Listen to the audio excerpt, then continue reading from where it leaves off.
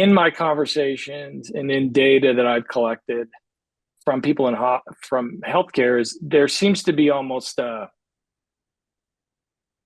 yeah, so they're eating filet mignon, AI's filet mignon, but it's the same flavor every time. And part of it is sometimes a company will say, here's filet mignon, and they walk in with a Twinkie.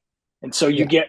you get kind of colored by the same brush. These other AI companies' failure over, there's been some pretty spectacular flameouts, right? Where they promise the sun, moon, and the stars, which my opinion, like, what were the VCs doing? Like, why in the world? You had to know from the beginning that the emperor had no clothes, but then also the buyer side, like, what's kind of your responsibility? Like, why didn't you do better due diligence on them? So I see that kind of making it harder to make some sales because some other companies have salted the earth, blown up the bridge behind them for everybody else. But then the other time, I think because you're obviously operating at a much higher level, that people could hopefully see, no, these dudes are really different.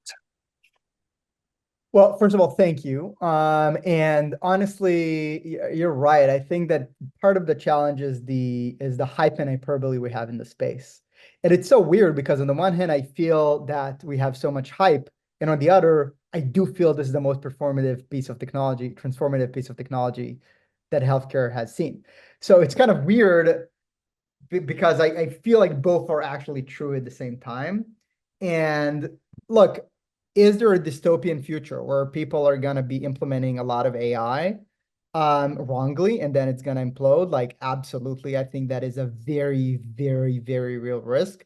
And why I am sometimes extremely, concerned about, some of what I'm seeing in the market where people are making kind of not obviously not everybody. I don't want to make bold statements, but sometimes like make uneducated decisions that not going to work well, or like lead them to a wall and get physician frustration. And it's enough to see one or two failures and people lose hope. And we've seen it, right? We had an AI winter. I know people right now are like, oh, AI is all the rage.